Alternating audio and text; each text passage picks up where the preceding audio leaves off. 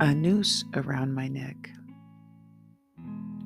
Suicide is a funny gift I used to analyze from time to time. It seemed to me a reckoning that my soul longed for.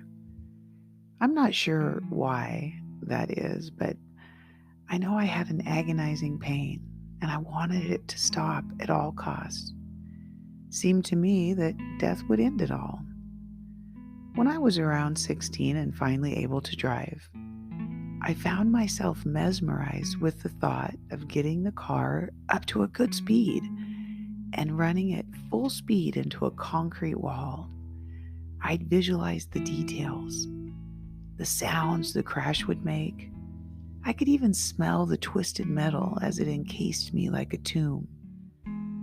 I even vividly dreamed about crashing.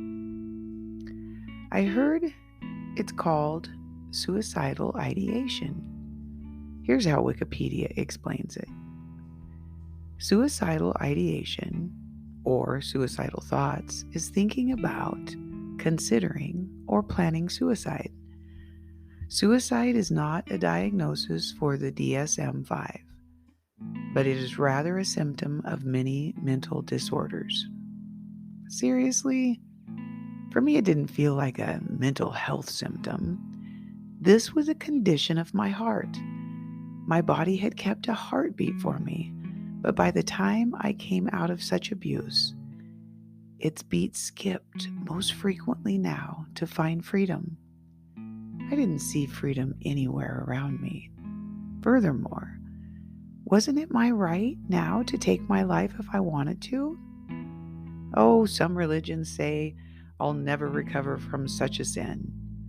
Was I asking to recover or redeem myself? To the contrary, I wanted to set myself free. Free from the pain. Free from my parents' abuse. Free from the hatred I held towards myself for not knowing any other way out. I wish people could be kind about suicidal thoughts and attempts.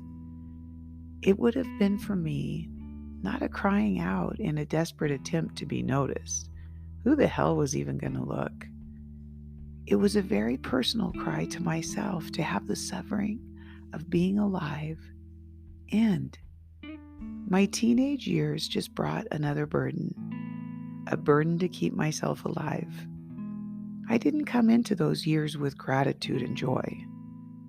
I was bummed by them. Now, I had to try to bury everything that had been done to me, put on a happy face, and go thrive.